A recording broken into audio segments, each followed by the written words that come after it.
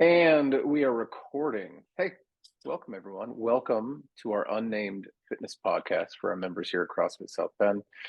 I'm one of the hosts, Brandon Wilton. This is my other host up here, right there, Carl Case. How's it going?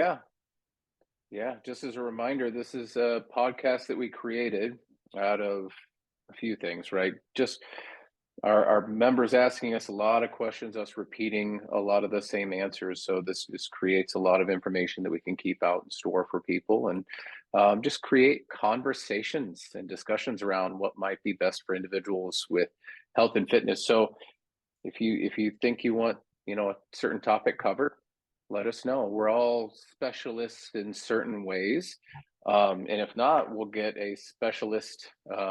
If you have a question about something we're not too savvy with, we'll find somebody and we'll get them on and we'll go from there.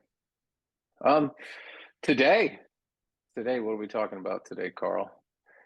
We are talking about, I know I asked you a question, then I'm going to answer it here, but It goes for me, or is it rhetorical? Yeah, that was more rhetorical. Yeah. What we do and how that might be different. Okay, and we're talking in terms of exercise. We'll cover nutrition on another one, but yeah, what we do as a CrossFit gym. I think this is a big one. If I'm out anywhere and I say, hey, I'm one of the owners at CrossFit South Bend, boom, immediately they have this predisposition to what CrossFit is. Oh, I know what that is and I don't like it, or I know what that is and I've seen it on sport. I know what that is and X. And I know I said we'd push this off to the later conversation, but I'm just going to go ahead and launch into it now, Carl, because wild card here. Yeah, Is that go ahead. I would say just before we kind of launch into that, it is a more educated market today as far as like the name of CrossFit, right? But it's still a relatively uneducated market as far as what CrossFit is and the business model that they have, and which you're going to dive into. But I just want to say, like, at one point it was like you could say CrossFit, and they're like, "Wait, what are you doing?" And they're like, "Oh yeah, CrossFit. I've heard of that." But it's just the name, and they associate a lot of things with that. So just want to put that out there. Yeah. Give you guys background. Carl had mentioned back in the day, we've been doing this for about 15 years now or so. We've been in and around 14, over 15. Yeah. In CrossFit, in so many different training methodologies and knowledge brackets of things, and we've definitely over that time, worked our way into what I consider to be professional coaches. And maybe that's a podcast for another time, but yeah, CrossFit is an affiliation, and the concept there, correct me if I'm wrong, Carl, was that the cream rises to the top. People with the better programming have the better results, so on and so forth. Correct? Yeah. Yeah, and essentially we're licensing the right to use CrossFit in our name, right? That's about all we get from CrossFit. They have certifications out there for that, right? We still have to pay those. We have to attend those. They don't give us any best business practices, although they're changing some of that nowadays. But it's pretty much like, hey, you can call yourself CrossFit X for this much a year, and you're pretty much on your own. Figure it out. And that was kind of Greg Glassman, right? Very much a free market proponent that, like you said, the best is going to rise to the top. And if I find out what you're doing is better than what I'm doing, then I'm going to look and then adapt to that. Yeah. Figure it out. And that's what we've done. That's what we've done over 15 years. Found out who we serve and what we do really, really well and what we don't do. And yeah, we'll talk about what it is we do, our goals of our program design here. And this is speaking to group program design. What is group program design? Group program design is any prescription of exercise or nutrition or lifestyle that goes out into the world and everyone's using the same thing. I put a workout out there and everyone's doing the same thing. I still consider it to be group design if you're scaling or modifying. Okay, that is not individualized, and we can get into some of the subtleties on that one later. But same with nutrition. 75 Hard is a group design. These other things are group. Okay, and they do have pros and cons. Maybe I'll add that into some of that stuff later. But the goals of our design, we want people to have good energy, good libido, good strength, reasonable body composition, decent conditioning. Anytime you get to extremes when you're talking about strength, body comp, or conditioning and those things, then you're going to have some drawbacks as far as energy, libido, and so on and so forth. So this kind of encompassing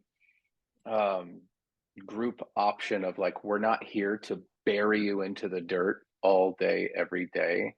But we want to challenge you at your level as best we can with principle-based program. So there's no extremes, right?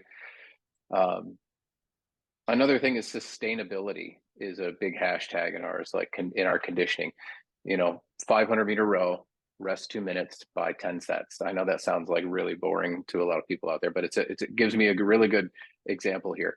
Same time every single time. Sustainability is a great equalizer, making sure that you're doing the same thing. Now, if you slowly just die during every one of them, then that's probably a little too stressful for most general population people. Carl, you want to add to any of the goals of our design?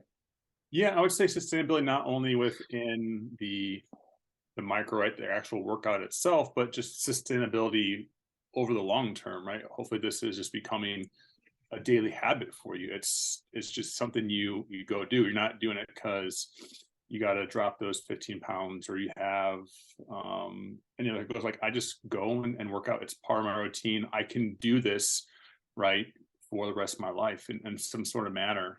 And it's not just, oh, I did CrossFit for 6 months and man, it was great in the beginning, but it chewed me up and spit me out. Our goal is for people to be here as long as they need us, right? And not fizzle out because we made it unsustainable for them. There's people fizzle out for, like I said, they don't need us anymore. They have different interests they want to explore or believe or move or things like that. But our goal is for them to be able to do this indefinitely, right? Yeah. Yeah, that's a good thing. They can move on to other interests or otherwise, which is something that we fully expect. If you go back to our purpose, vision, mission, values, and principles podcast #1, we talk about alignment. And sometimes people want to try jujitsu. Sometimes people want to do this or that, right? And we're like, cool. Yeah. As long as when you ask yourself in our group, can you do this every day? Can you do this every day for the rest of your life? Within reason, right? And that goes to habits. That goes to moving every day. That goes to lifestyle. With our program design, you could come in every day and not get completely tanked because it undulates up and down with intensity. Yeah, just wanted to add to that. Yeah. Yeah. Our beliefs in exercise and training, I guess we can say like a few of them. What goes out and what stays in. Okay. Let's start off with what kind of mostly goes out. Olympic weightlifting, aggressive Olympic weightlifting. Occasionally we will do blocks of Olympic weightlifting, but for general population, I would argue that it is fun. It is fun. It's totally fun.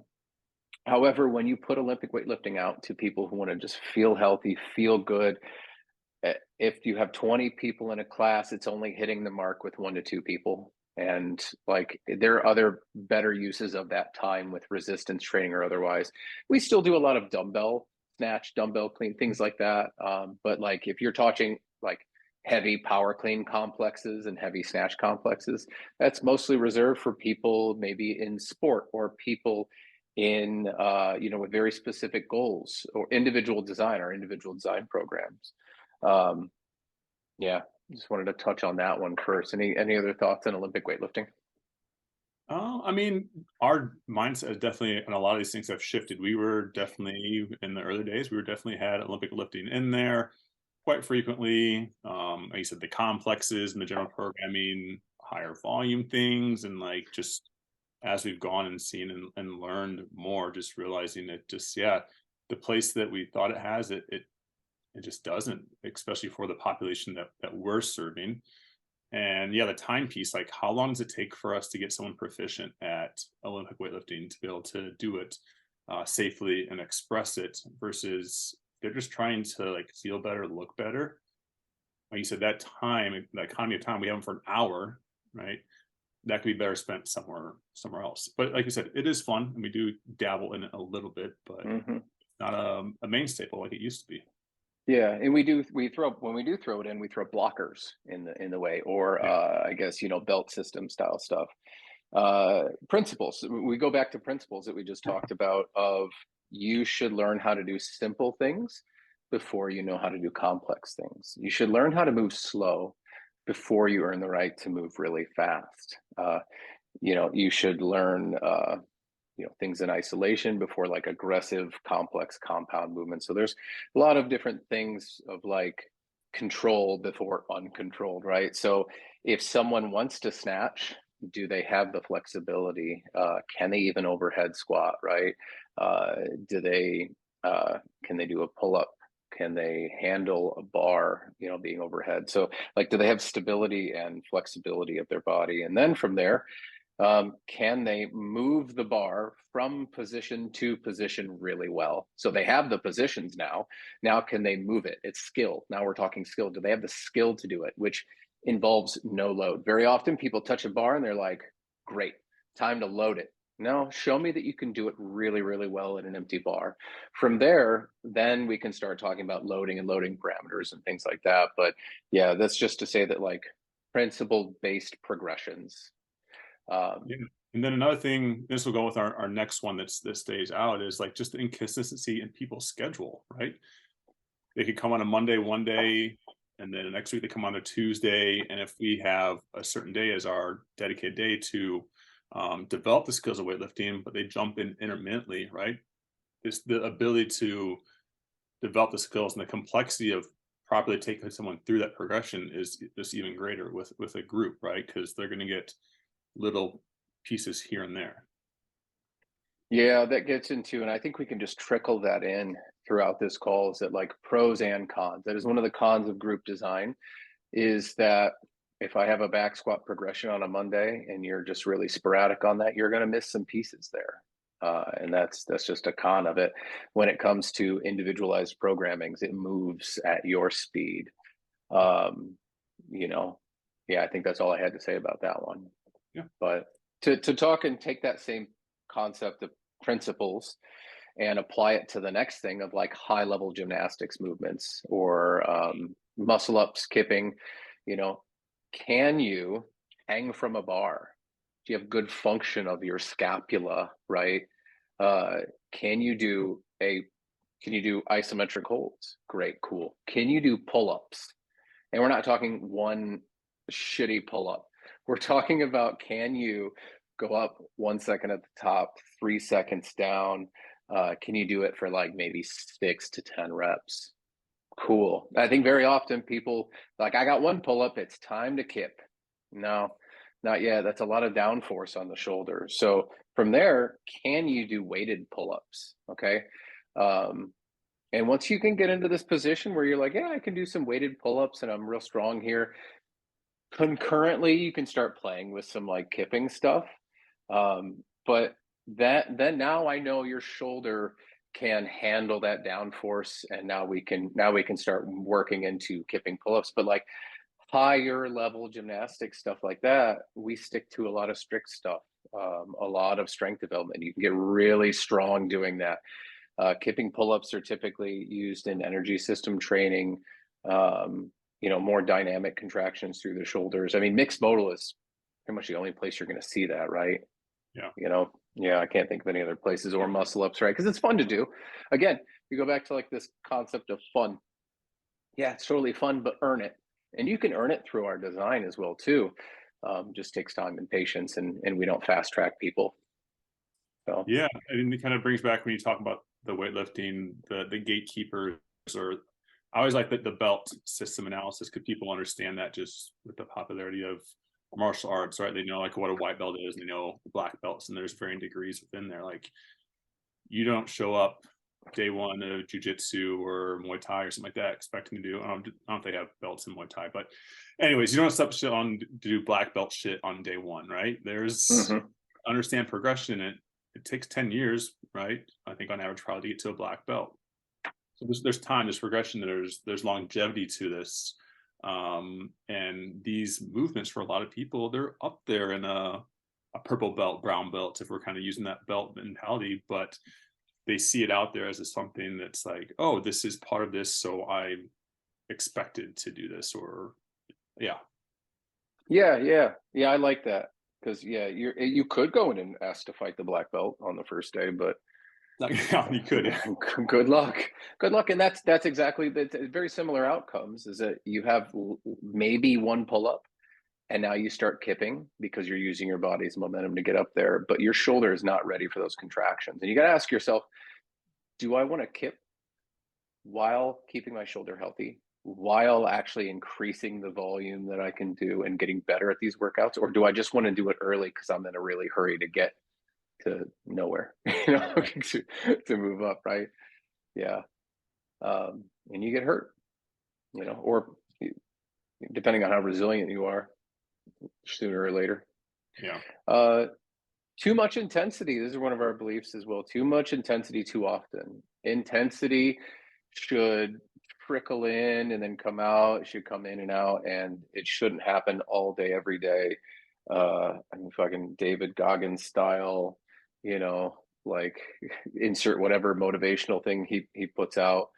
But like too much intensity for somebody who lives a life, got kids, you have a job, you're fitting training into your life. You're not fitting your life into training. That is for competitive people. That's for individual design. Well, individual design, we do both, but we'll get to that in a moment. But like maybe, and intensity can go a couple different ways. Intensity meaning hit, hit workout, cortisol, stress response, boom, spike through the roof.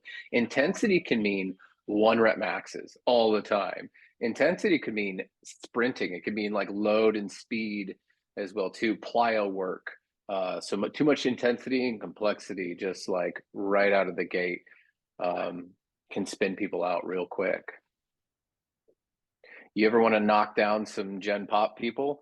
Have them all do sprint starts, on a 5:30 in the morning, right? And we've made those mistakes. We've done that Yeah. before, and they're like, "Oh fuck, people are getting injured."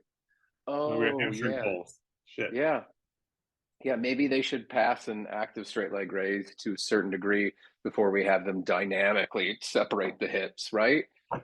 Yeah, and it's something that you learn over time. Yeah. Okay, so let's talk about then what stays in. Um, those are just a few things that stay out. We could expand on it, but I think we can just jump to what stays in. Principles, progressive resistance.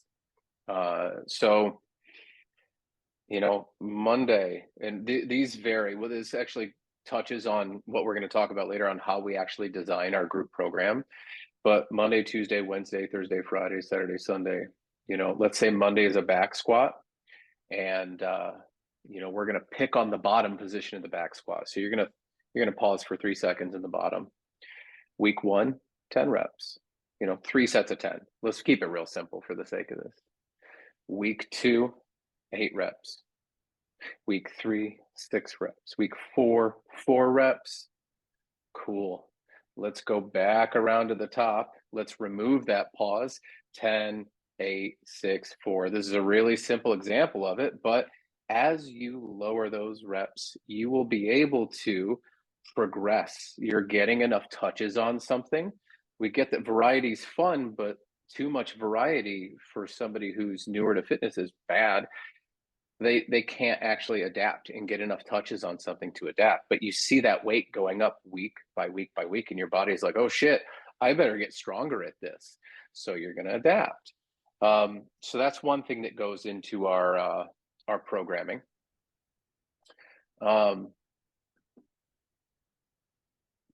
Sustainable. Go ahead. Yeah. I think just to kind of drive that home point, we talked about like the week in and week out doing similar movements, right? And that progressive, and maybe doing the back squat, I don't know, 8 weeks in a row, like you said, isn't maybe the most fun for some people, or like it doesn't have that variability where it's a different flavor of the day every day that I come in. Like you said, it works for people for the maybe you'll get 2-3 months to get those novice gains, and after the 3 months they start to go away because your body just doesn't know what to do. What adaptation am I trying to drive here? So just yeah, that consistent drip dosage of it allows us to have right that long-term sustainability, not just be like, oh, it worked for me for 3 months and then it stopped working. Yeah, yeah. You just made me think of something we're going to talk about later. Okay. Yeah. Yeah. Sustainable aerobic work is the next one. We like for our aerobic work to be sustainable. Now that varies in your own abilities, right? And it should make things less scary coming into the gym, because sustainability means you can do that again and again and again and again and again. It may sound like 10 minutes at a 20-minute pace. It may sound like 5 sets of 3 minutes of work and 3 minutes of rest. Import whatever you want within that work, but I want every single set to be the exact same. Okay, that's less scary, because then you're like, oh shit, now you're gonna figure yourself out once you go here, whoa, and then you drop, and now you'll settle out, and then the next time you'll be able to dial yourself in a little more, learn. But mistakes and failure and those kind of things are part of the learning process too. So Yeah, another thing too that I think,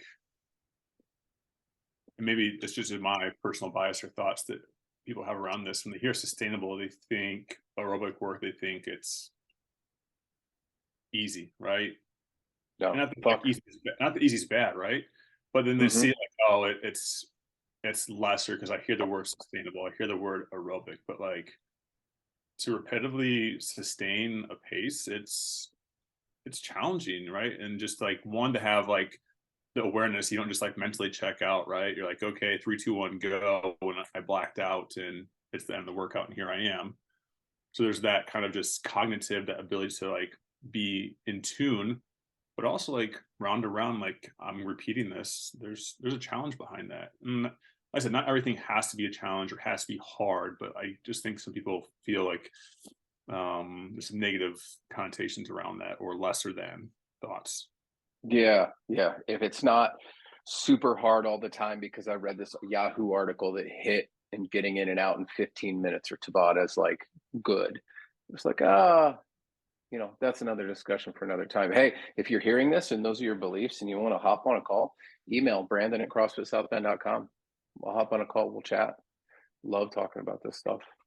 And when we do give things that are unsustainable, we provide context to it, because I think there's a place for that, right? For those of you out there who've assault bike, 60 seconds at 90% effort, that should make you feel gross. Rest 7 minutes, 7 to 10 minutes by 4 sets. For those of you who have never done that before, you're a novice. You're like, oh, that doesn't sound bad at all. For those of you who trained and have done like unsustainable work like that, that we will provide context, like who is this for, and here's actual option for somebody who wants to. We'll go 60 seconds on, 60 seconds off by 15 sets for the newer person. All right, that shows sustainability, but this other person who has earned it can dabble in that stress response. I feel like I should give people something a little bit more fun. I keep sticking to the 60-second ones. Let's do another one. 5 sets, 10 burpees, 15 kettlebell swings, and a 20 cal row. And I want you to increase your pace every set and end tough. There we go. That's unsustainable work. Start here, climb every set, finish your last set tough. So that's another example of something that's like, oh, that's mixed modal. That's a little bit more fun. That's unsustainable, but we're providing context with those. Yeah. Principle, another one, simpler functional movements individuals can express. Carl, what are your thoughts on functional movements? Sit down here for a second. obviously that was really popularized with the CrossFit, right? The functionality movements. I can do these in my everyday life, or they replicate patterns, or like the old like, oh, we're doing cleans because I'm getting something from the ground to my shoulders to put it up on a shelf. But functionality, in my opinion, just comes down to like who you are. What are you trying to do? Like for my athletes, functionality, sprinting. Yeah, they need to know how to sprint. That's a functional movement. For someone who's a general population, or they're more elderly, or they're currently overweight, like maybe doing sprints is not functional for them. Um, so when I think of functional, it's things that can be done, they can be expressed, and they're contextually right for that person within their goals. And once again, group programming, we have to have a generalization of those goals. That's what I think functional. That's what, like, same thing like muscle ups, med balls, wall balls, like same thing. My athlete population, not functional, right? Maybe for a competitive CrossFitter, yeah, that's functional to their what they need to do. Hmm. Yeah, yeah, that's exactly. Who are you? This is what we get into in individual design, and we can kind of bump forward and come back. Who are you? What do you either want to do or you need to do? Those are also two different pulling mechanisms right there, or driving mechanisms. So the function of a Navy SEAL is different than a function of a house mom, or somebody just sitting around, or house dad, you know, So yeah, it's good. You're just going to be looking at them different. They should have generally different programs if they're trying to get to their physical potential, their own individual physical potentials, right? Right. Same as your sport person or otherwise. Whereas, deadlift totally functional for this person. For somebody who can't touch their toes, maybe pulling from the floor is not a good idea. Maybe that's not as functional as a Romanian deadlift to the bottom of the knee. So um, that gets into the expression note as well. Yeah, another thing that came with that too, and this was CrossFit was, they were the anti-culture, right? When they first started. Now they're kind of, I guess they've become what they were against in some ways, right? Because they're now popular. But like in their big early days, it was like bodybuilding shit. Like, why would you do Mm-hmm. bodybuilding? It's Yeah. complex movements, it's functional movements. Oh, there's no room for isolation. It's dumb. Why are you doing curls? I mean, shoot, we probably at some point made a fun of somebody for doing bicep curls Mm-hmm. in the early days. Um, but once again, seeing almost everything has a place, right? Like Yeah. you said, for the right person at the right time. And like you said, what we talked before, like we have to make those generalizations within our group. Yeah, that brings us back to the alignment thing. Everything for the right person at the right time. You want to do Zumba? Cool. Just don't expect to get really strong. You want to do Orange Theory? Same thing. Don't expect to get really strong from doing it. You want to do, you know, powerlifting? Don't expect to get really good at running, right? Like there's, right person at the right time. High bar, low bar, squat. Insert whatever controversy you want to right there. There's probably a reason for it. Um, yeah, and like the context there that like snatches are functional, so are muscle ups. Get the fuck out of here.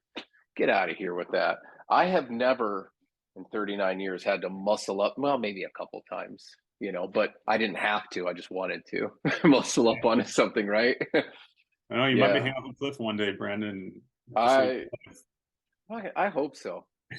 I hope I get into that situation. Um, all right, we won't stay on that one too much longer. But other things that stay in our program that exist outside of exercise, it's really most of the shit that is important exists outside of the gym. The 23 hours that you're not spending in the gym, the communication and lifestyle, sleep, stress, rhythm, the you know how you're spending your time and what you're doing, and that's where our communication comes into place, and like our thoughts, and where we spend some of our manpower, which is having goal sessions, which is up to the client's volition there with Robbie, our head nutrition coach. He's there to say, is what you're doing working, and what can we do to help? What are your goals? Okay, those goals have inherent actionable things, behaviors that align with them. We need to find out, where are you now? Where do you want to be? What is the next step? And that's where we kind of like, we dabble in that, and we say like, all right, here's where you need to go. Okay, this isn't going to work for you. You need to go in this direction.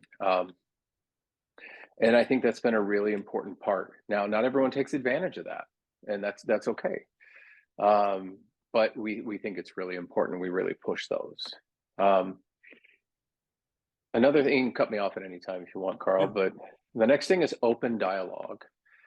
If you have a question, if you have a concern, if you have anything you want to address, email me.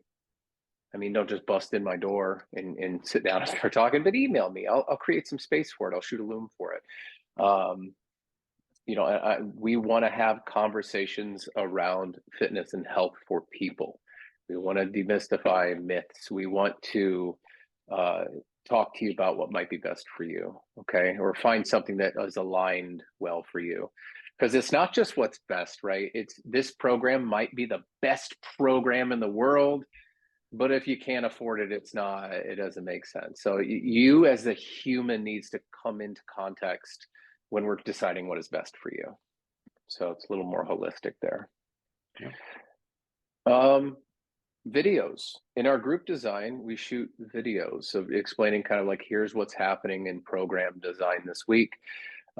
Here's what we're doing, and here's how this is going to progress. And we're going to do this for 8 weeks, or we're going to do this for 12 weeks. And then I'm going to change the days, and we're going to shift it around. And again, it's inevitable that like it works. One group program works for some and not for others, and then the next group program works for some and not the others, and that's just the way the cookie crumbles, so to speak.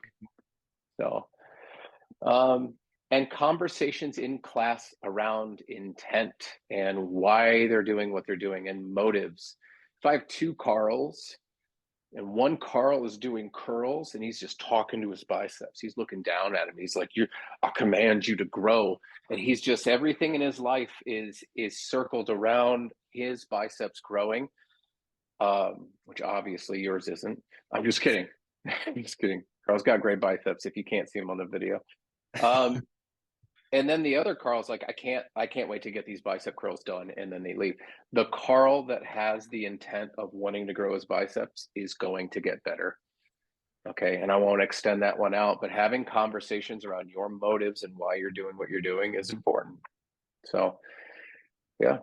Yeah, I mean, a lot of that comes down to just education of the member, right? And understanding where they're at, they're understanding like our thoughts, our beliefs, and where we're going, and just getting everybody kind of on this boat going together, or having conversations when they think things are steering off course. And that's a big part of like our core values when we did our first one, is that education piece, and what the education, not only for us as far as practitioners, but education for the clients, and the empowerment that needs to be, the understanding behind things, and how this is going to benefit, how this is going to help them within their goals, and being online and on board with that, the more likelihood that that program is going to work. We could easily just say like, boom, here's a workout, come in and do that. And like you said, it worked for people. And there's some people who probably just want that, right? They're just like, I just want to come and work out. Like, I don't need all the extra stuff behind it. And that's fine.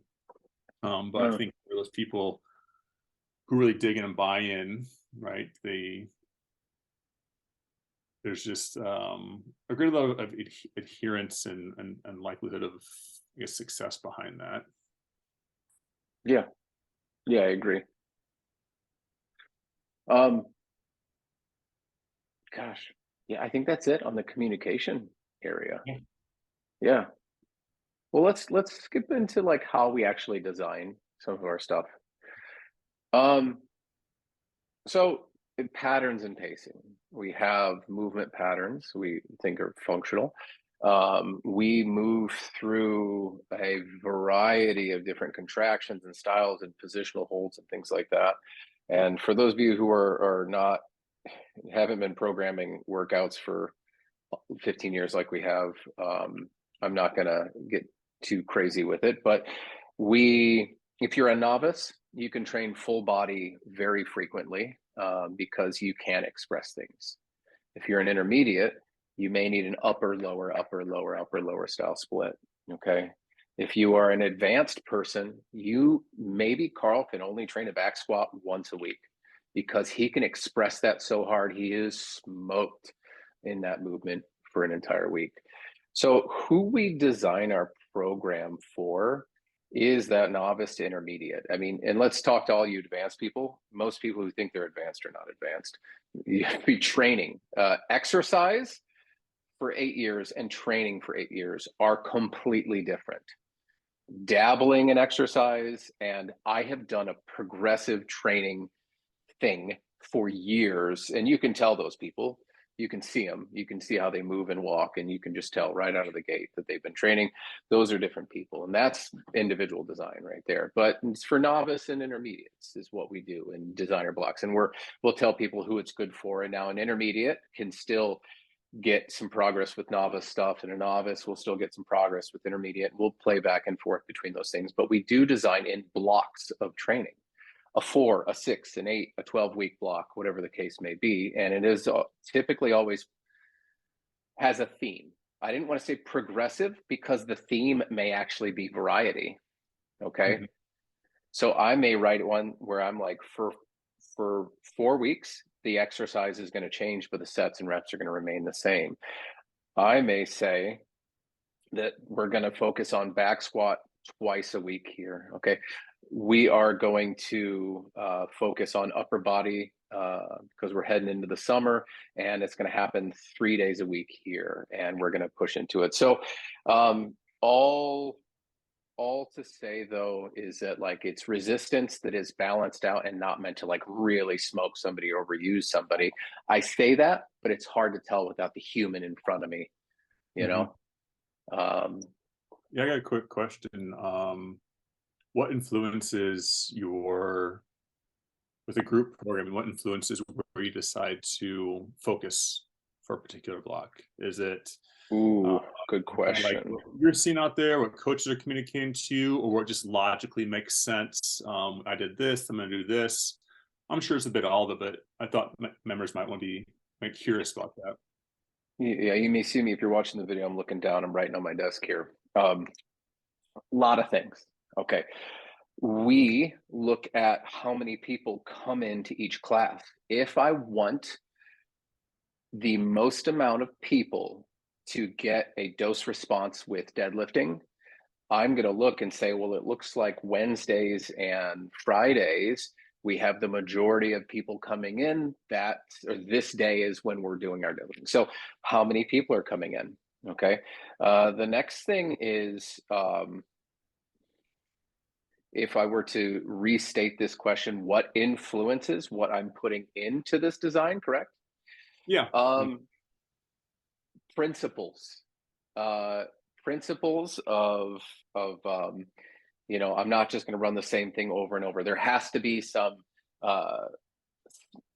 specific adaptation to impose demands, right? Like I'm looking for an adaptation. This adaptation is nothing that is like, I'm looking for you to do 100 muscle ups, right? It's not extreme. Okay. So these things are like, no, this person should be able to pick their kid up off the ground and carry them, for 200 yards. This person should be able to carry their groceries. This person should be able to they want to show off and bang out 10 to 15 push-ups. Cool. Right. I try to think of this like avatar in my head and in these principles that apply to it. I don't think of David Goggins and what he should be doing to get to the next level. Okay. So, and I don't know if that answers that question. I do think of variety and fun. However, that's difficult. Okay. What I think is fun in you is going to be different. Okay. I do love mixed modal work, and we do throw some of that in. But I think sustainable mixed modal work is safer to do more frequently rather than to give people 100 snatches and just be like, have at it. So that goes into where the principles and variety and fun will butt heads. I will use it as my lab. When we're always learning here. 15 years. I mean, with you and I and our other staff members spend a great deal of time learning, and it's something that is baked into our lives and schedule. So I'll consider this thing and be like, wow, I wonder if this concept would work. I wonder if eccentric only work for this is gonna. I wonder how this is gonna play out. So we'll run it. Let's run it. Let's see what this is like. It plays the variety. It plays the fun. It's unique. It's different. It is also like, oh yeah, hey, that didn't work out like I thought it was going to, or it did, but it still was safe and it fell within my boundaries. Gosh, and I know there's other things. I'll get requests. Your requests for what I do are filtered through principles and other things. But if somebody's like, hey, I think we should do more of this, like, why should we do more of this? And I'm like, okay, yeah, well, that's something I hadn't considered. Yeah, I'll consider that. And then, play around with it. Like, we get this very often, like, I want to do more core work. Well, you're doing a lot of core work, heavier squats, heavier stuff. Oh, you mean abs specific work? Why? Do you want to see your abs? Well, that has more to do with lifestyle and nutrition than actually like just doing a lot of sit-ups, right? So again, that just opens the opportunity for more discussion, and I won't extend this one out, but that answers your question to a certain degree. Yeah, I know it's kind of a lot of question and multiple variables that go into that, but yeah, just a little more behind the curtain look. Yeah, and if I sat down and thought about it, I'm sure I could come up with another 4 or 5 things. But yeah, so we design in blocks. We design with patterns and pacings and principle in mind. We design with variety and fun in mind. This is something that, like, what goes out, what we've left behind over time is the leaderboard. We have noticed that a leaderboard and RX weights, I think, and I'm willing to have this discussion with anyone out there, creates more compensatory behaviors than not. I think putting 185 on power cleans gives people, for touch and goes for 10 for 5 sets, gives people a unrealistic expectation of like what they should be shooting for. People want to fast track and get there really quick. People can't do it, and maybe they see it as a judgment on themselves. Okay. I would rather say 5 sets. We go back to the intent conversation. The intent, 10 touch and go power cleans. I want them to be pretty and unbroken. And then whatever Carl does today, I want Carl to try to advance that a little, just slightly in front of his nose. Not so much that it looks like shit, right? So that, not assigning anything, assigning intent, assigning sustainability, assigning quality of movement, that is better than assigning some weight that doesn't even make sense in context with it. If I have an individual design client who I know their abilities, and I have a female right now, a young female, she wants to go to the games. I'm like, I don't care what you're doing 45 pounds, have at it, because that's what you need to be doing, right? So again, there lies some differences there. So that's just one note on things that we've left behind. This compensatory pattern of people like wanting the fast track or judging themselves against what their score was on the leaderboard. Yeah, So, and just some more thoughts on that leaderboard. Same thing, old remnants from the CrossFit days. And when I say old, it's still prevalent probably in a lot of CrossFit gyms. Make an assumption there. But like you said, yeah, it makes it more complicated to program for a group. Once again, you're throwing out a number that who's that for, whereas it's kind of more open-ended. It allows for more interpretation and the likelihood of someone to probably do something that's more appropriate than to just chase it. I mean, obviously, if we were doing some sort of competition, right, we would have a standardization because we have to score each other, right, against each other. But that's not what we're in. We're in health and fitness. This is not an intramural league. This is not a competition. So like, what does that really give you, having that metric there? Maybe if there was like some sort of benchmark that we had, we could maybe have some serialization of that. But usually our benchmarks are going to like, they're compared against themselves. It's not a set weight or set number. It's for yourself compared against the last one. That is your benchmark. It's not, can I do, was Grace at 135? What's my time, right? Yeah. Um, and at one point, Yeah. I mean, that was social currency for a Mm-hmm. lot of people, right? And especially, I mean, same thing. We're guilty of that. Like back in the day, like, hey, what's your fan time? What's your Murph time? What's your Grace time? And like, it was a dick measuring contest. Like, it was Yeah. like, oh, like we have this shared experience of the same workout, the same thing, and oh wow, you can do this. Oh wow, that's amazing. Or I can do this. I'm better than you, or things like that. But like, so it's kind of just this remnants that um, doesn't align with the goal and intent of that. And I've heard people kind of describe gyms that are on the more competitive side of things, or like they are very much like the RX, the open workouts, and shove those down people's throats. It's like, you're like, hey, I want to lose weight. Cool. Guess what? I signed you up for intramural football. It's essentially people are kind of doing. They're Mm-hmm. square peg round pulling somebody into the sport of CrossFit, when they just want health and fitness, and it's them RXing a workout may or may not lead to improvements in that, but you're forcing somebody into something that for most people it just isn't necessary for their goal. Yeah. Yeah. You said something that really brought up my thoughts, both the CrossFit Open and Grace and Fran. Like, what are these tests up? Okay. Well, a test would assume that there's a reason for this assessment. Okay. Assess, don't guess, right? When it comes to individual design.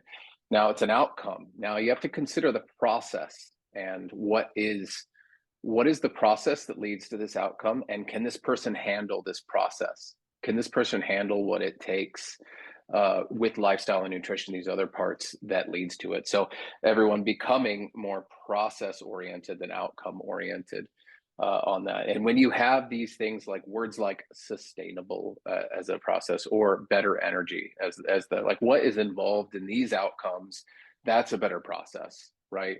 Not just Grace or Fran, unless you're competitive. Once again, we'll touch on that in a minute. You can fast forward this podcast if you want to get to the ID talk, but yeah.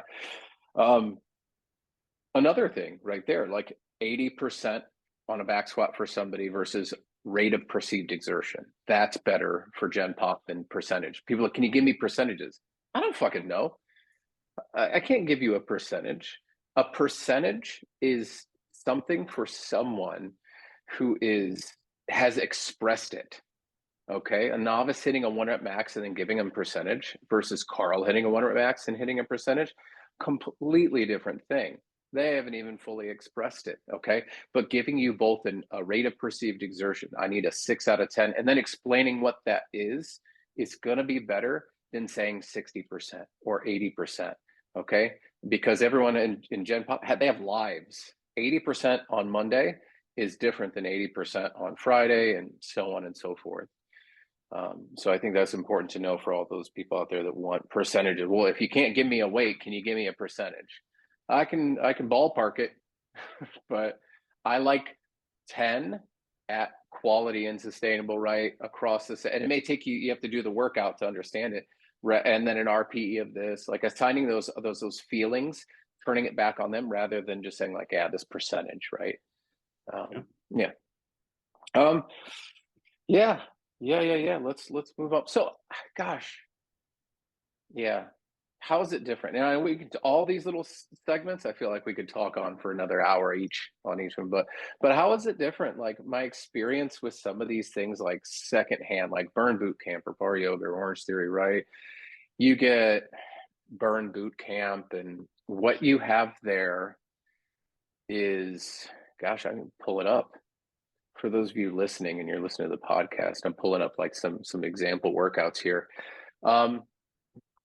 What you get there, yeah, warm up, jumping jacks, shoulder taps, bicycle abs. It's just high spin, body weight movement, cardio circuits, and then you got triple hop, jump, knee tucks, speed skater, half burpees, cricket climbers, jump squats, star crunches, 30 seconds at each 3 rounds. It's go, go, go, go, go. And then there's a finisher. And then you see this across the board. We've known each one of these programs, we've known a lot of people who have done them, and I've talked to them, and I'm genuinely curious about, yeah, what is it you like? What is it that you don't like? Is it giving you how is that working for you? That's it. That's all I need to know. If it's working for you, that's cool.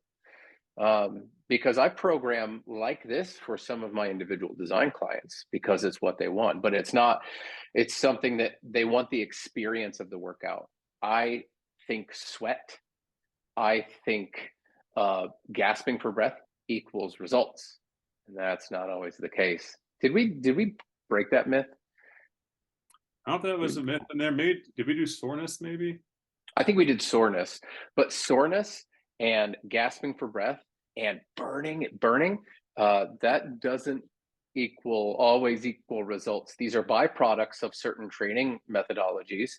But once you know and you've seen behind the curtain and you've written programs, I can write it, but it's what your goals are and what you are capable of that tells me what we should do. And sometimes that is what this looks like, right? It's body weight, it's high turnover, and sometimes not.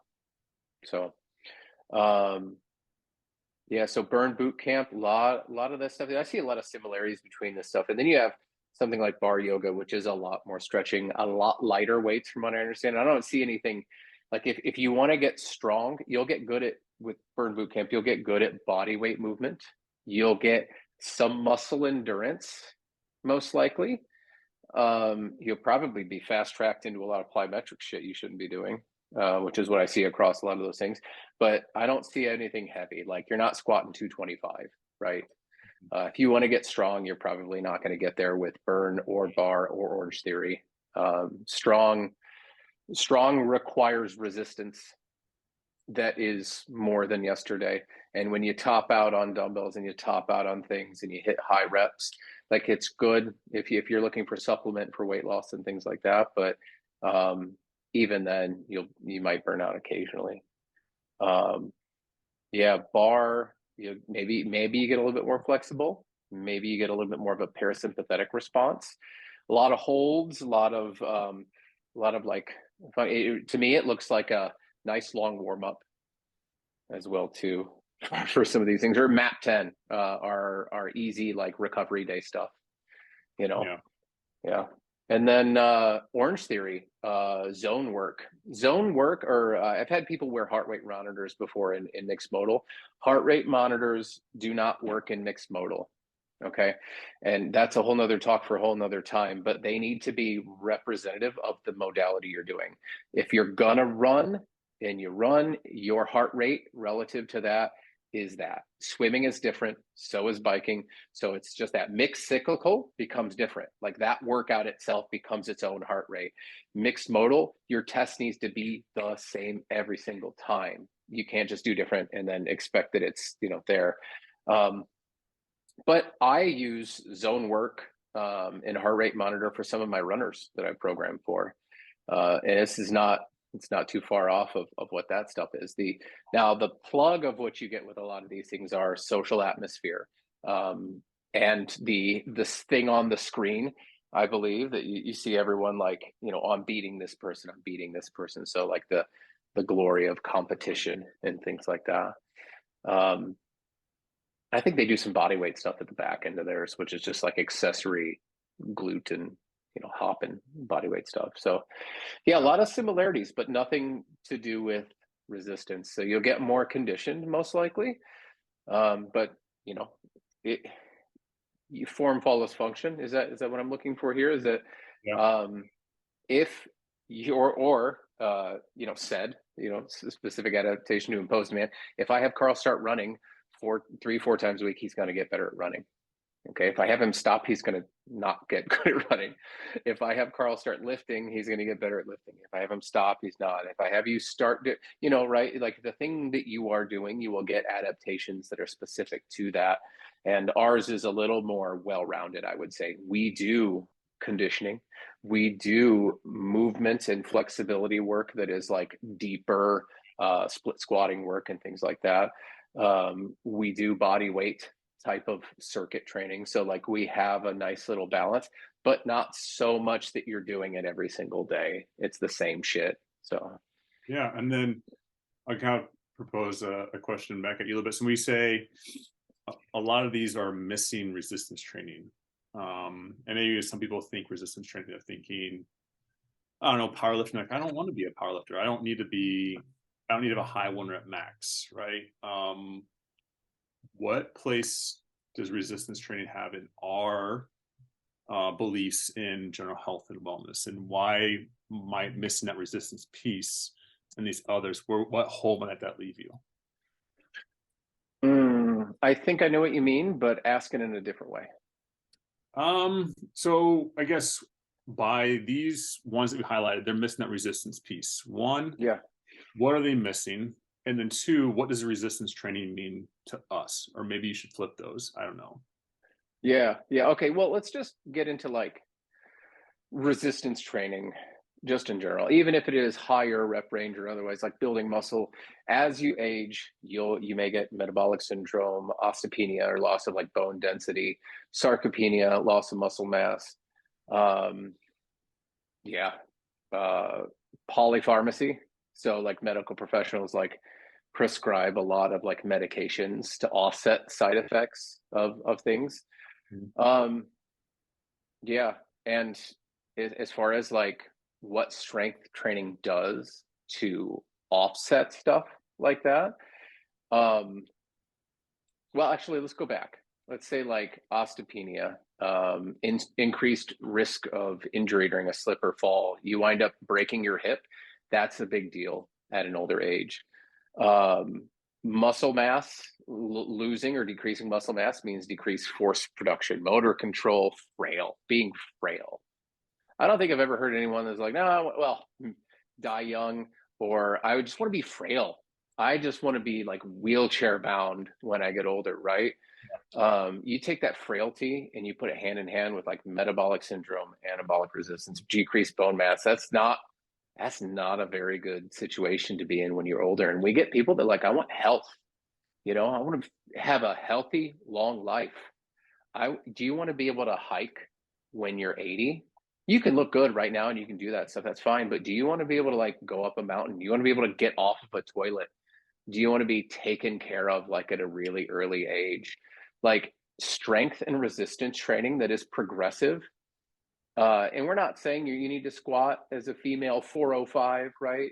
Saying like it takes a lot of work to get there. I think a lot of people think they're going to wake up and be like, oh, damn, I'm huge now. That isn't the way it works, right? That was another myth we busted about CrossFit giving you a man body. Yeah, it'll give you the greatest chance to overcome those things. Yeah. And does that answer your question? Yeah, I think that gets it. And another thing too, I want to kind of just highlight too is just like, yeah, like when we say resistance training or strength training, it doesn't mean 1 rep maxes, the general No. right? Yeah. It just means you're not moving a 5-pound dumbbell for 50 reps, right? We're sitting on a lowish rep range, right? We are getting a hypertrophic effect, right? The more muscle mass you carry into your later years, better off you're going to be. The bone density you mentioned, the metabolic effect that happens from those. But I just wanted people to make an assumption that they were hearing resistance training, they were thinking more like the powerlifting side, and that's not where we're at in for us in general fitness. No, we spend time in every rep range, 40 to 50, 20 to 30, 15 to 20, 9 to 12, 6 to 9, 3 to 6, right? Less time at the extremes, less times in 1s and 2s and 3s, less times with sets of 50 unbroken, more time in between. That's a sweeter spot. Everything within that with time under tension and reps that's relative to your goal. But yeah, we do a little bit of all of it. But we're not out here to make you giant power lifter. Yeah. Yeah. And I know we might even be going long right now. You were getting there. Yeah. We're getting there. Yeah. Who is it for? Let's roll into it. So who is our group for? Oh man, somebody who wants to hear the truth about what it may take to achieve their goals, because they're going to have conversations about it. Somebody who enjoys the social aspect of training in our group classes. Like, you want to come in and you want to talk to people, do the same thing that they're doing, and you want to do it safer than the place down the road. Okay. You want to do it and you like the variety of a little bit of everything. You want something that you can do every day and you don't feel fucking dead every single day. This is for you, you know? You want to have conversations with professional coaches who have been doing this for a very long time, and have access to colleagues who have been doing it even longer. We don't do this as a hobby. This is something that we do full time. We live our lives in this. So yeah, that's a little thing on who it's for, and then who it isn't for. Somebody who wants something more individualized. You have more individualized goals. Okay. This is for, I mean, I guess that's it, right?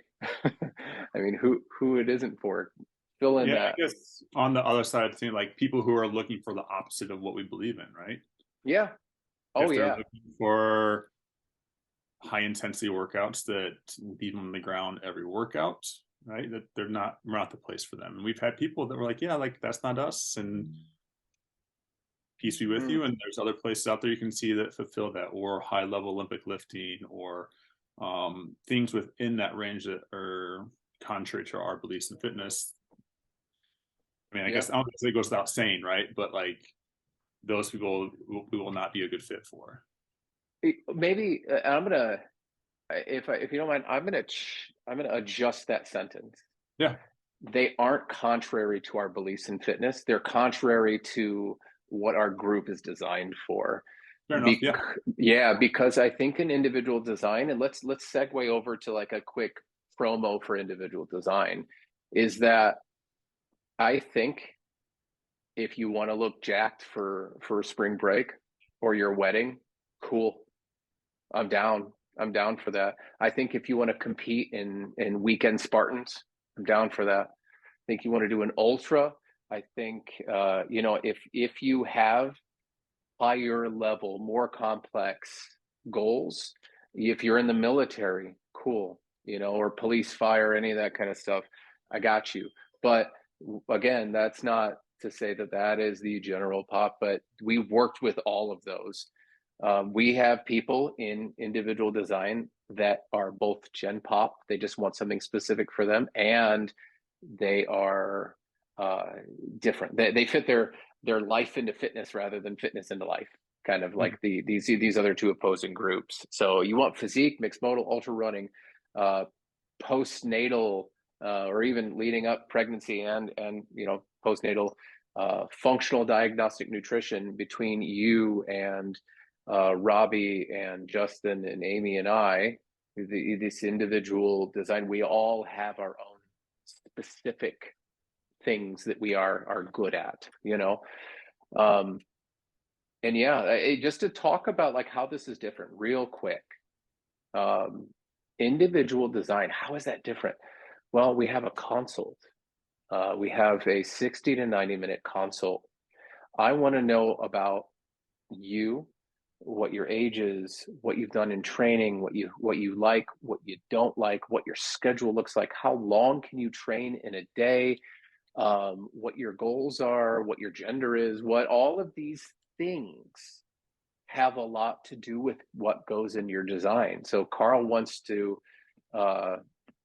compete in bodybuilding, and he wants to train 3 days a week, and he wants to do 45 minutes a day, and he likes these types of foods, and he sleeps this much, so like all of these things goes into his design, and we assess you relative to your goals.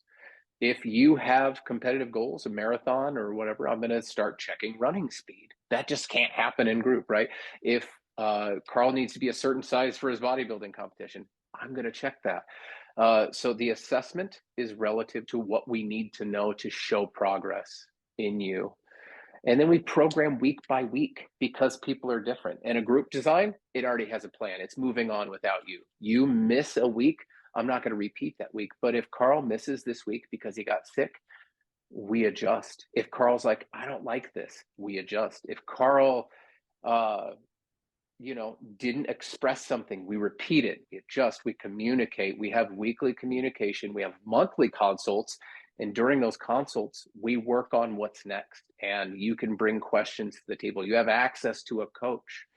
Now we have floor coaching. So a lot of our ID clients, when they're on the floor, they have a coach that comes up and watches them and makes sure that they have any questions or otherwise, So this is like ongoing, individualized for you. And it hits a lot of these marks where like, no, I know that this person that needs to lose weight needs to focus on this one thing. We can make it so it's not complicated, because there's a lot of information out there. But we know through conversation, this is probably the best thing you can do right now to reach your goals, right? So we can help cut through that, all of that stuff, and decide this is the one thing, That's a quick little promo into it. We can expand a little bit more, but I think that's how this other exercise thing is different. And maybe that's a podcast for another time, because that is where somebody's like, hey, I kind of like this training style. I like Burn Bootcamp, but I want it designed for me specifically, so I can manage and get better with it. Cool, I got you, because I can write that. You're doing Orange Theory because you want to be better at conditioning. You know what? I can write that. And I can show progress over time. And then I can do it at your schedule and your leisure, rather than a class. So yeah. Yeah. Any thoughts on that? No, I mean, I think we'll leave it there. I think you did a nice job of kind of putting a brief synopsis of it. And anything more, I think, would require, like you said, its own podcast or conversation. Yeah. So yeah, today we covered what we do, our beliefs, what stays in, out, our goals of our design, communication, how we design in, a tiny little touch in a lot of these things, how it's different, who it's for, who it's not for, and then a little bit into individual design. And I think that's it. I think we can peace out. Yeah, I think that's a good place. Cool. All right, man. Have a good day, Carl. All right, later.